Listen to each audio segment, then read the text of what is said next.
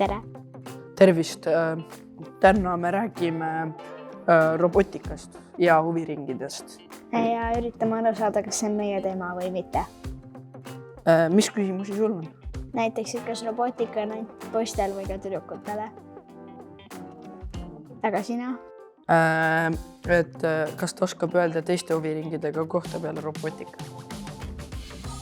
Lähme küsime eksperdilt lähemalt.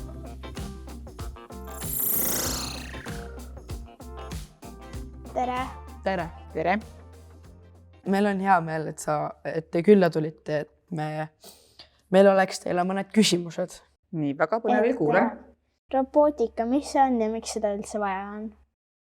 Robotika on väga lai mõiste. Sinna alla kuulub robotite ehitamine, ehk siis mehaanika. Seal on seotud programmeerimisega see asi, et kuidas see robot tööle panna. Aga tegelikkuses on selle robotika juures ka väga palju muid teadmisi vaja, ehk siis kuhu ma selle roboti teen, keda ta meil aitama hakkab, mis probleemid sellel inimesel on, keda see robot aitama hakkab. Ehk siis robotika hõlmab väga paljusid erinevaid alasid ja erinevaid töid, mida sa pead tegelikkuses nii-öelda oskama kokku viia üheks robotiks. Kuidas ma tean, kas robotika on minu teema või on minu kutsumus kusagil mõjal äkki teatring või muusikakool? Üks ei välista teist. Tegelikkuses on see, et nagu ma ütlesin, robotika nõuab väga palju teadmisi ja mida laiem on sinu silmaring, mida rohkem sa oled õppinud erinevaid asju, seda paremini sa oskad ka ennast nii-öelda robotikas väljendada ja roboteid ehitada. Ja samamoodi tegelikult see robotite ehitamise ja programmeerimise oskus aitab sind paremini ka muusikat näiteks teha.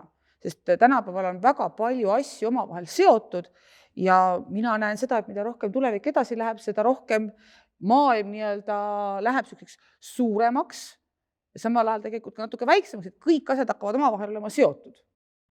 Kas robotikaga tegelemiseks peab olema matemaatika geenius? Kindlasti ei pea olema matemaatika geenius siis, kui sa saad robotikaga tegeleda. Minule näiteks endale väga meeldib lugeda, mulle meeldib väga filme vaadata ja mulle meeldib väga unistada. Ja minu arust tegelikult robotikaga tegelemise juures just see unistamise osa on kõige olulisem. Ehk siis sa pead olema julge, sa ei tohi karta eksimist. Ja mitte keegi pole mitte kunagi öelnud, et sul on ainult üks õige vastus. Ehk siis sul on väga palju võimalusi, aga sa pead selle õige võimaluse, selles olukorras õige võimaluse üles leidma. Ja matemaatika on võib-olla üks pisikene osa sellest, mida sa teadma pead. Aga mis peab vigu tegema? Vigade tegemine on hästi oluline sellepärast, et vigadest sa õpid.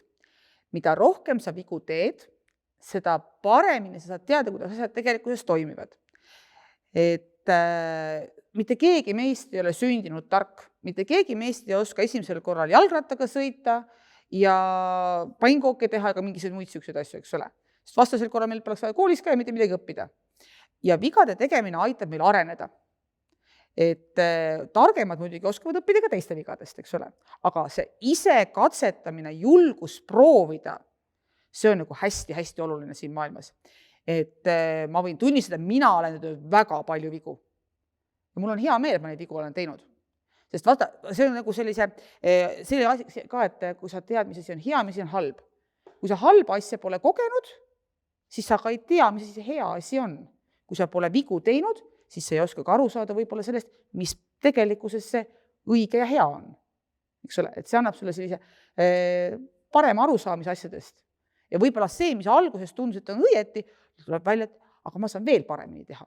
Et võib-olla vahest see viga ei ole ka mitte viga, vaid see on tee poole peale jõudmine alles. Poolele teele jõudmine alles, eks ole. Et sa avastad, et oota, aga siit ma saan edasi veel nii teha ja nii teha ja nii teha.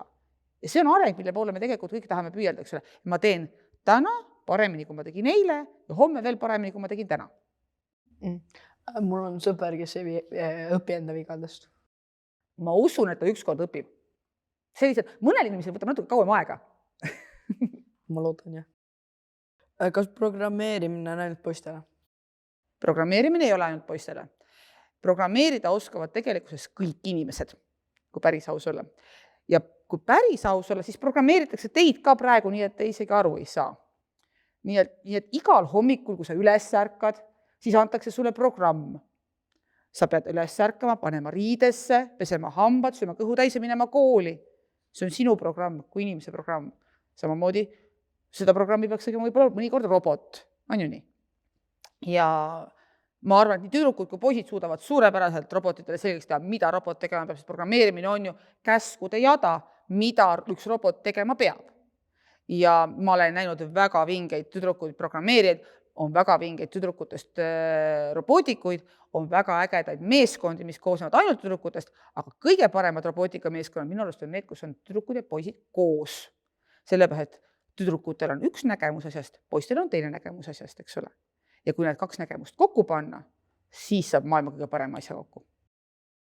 Kas on veel programmeerimisega seotud huviringe peale robootikaringi? Ja programmeerimist saab õppida päris mitmes kohas. Robootikaga on üks nendest, on olemas spetsiaalsed programmeerimise huviringid. On huviringid, kus õpetatakse arvutimängude programmeerimist, on robootikaringid, on huviringid, kus õpetatakse multifilmide programmeerimist. On olemas huviringid, kus on võib-olla selline natukene rohkem loodusteaduslik ring, aga natuke haarata seal programmeerimist. Et selles mõttes ei ole ainult programmeerimine see robootikaringis, vaid programmeerimist võib olla sul ka loodusteaduste ringis või kuskil mujal. Ma käin multimeedias, kus me teeme 3D asju ja nagu muusikad ja sellised asju. Just, eks ole, ja ka muusikat tänapäeval ju päris palju programmeerivad tegelikult, eks ole. Et see ongi see, et programmeerimine ei ole ainult robotite juures. Kui sa vaatad näiteks, kui me räägime sellest, et kui palju töökohti praegu olemas on sellised, mis sõltuvad robotitest ja milliseid töökohti võib-olla 10 aastat tagasi ei olnud, oskad sa mõnda nimetada? Näiteks kullerid on robotid. Näiteks kullerid, väga õige. Kui sa lähed poodi, hästi lihtne. Müüjaid tänapäeval poes on palju vähem vaja, sest meil on olemas see pult, millega sa käid poes ringi, eks ole, ja piiksutad oma kaubad sisse ja lähed, maksad kassas ära, sul pole müüjad vajagi enam, eks ole. Et selles mõttes robootika, programmeerimine, kõik see sinna juurde kuulub, arendab maailma väga palju ja võib tekkida olukord, kus tänapäeval need ametid, mis praegu olemas on, kui teie suureks saate, neid enam olemas ei olegi üldse, aga on tekkinud mingisugused muud ametid, millest me mitte midagi ei tea. Aitäh, et tulite. Väga huvitav oli see. Headega. Aitäh, et kutsusite.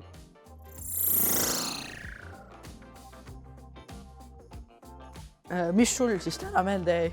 Mulle ei meeldi see, et Igor tuleb teha ja programmeerimine ei ole ainult poistele, vaid ka tüdrukutele. Aga mis sulle meelde jäi? See, et sina oled ka programmeeritud ja nagu midagi rohkem ei jäänud. Tšau! Headega.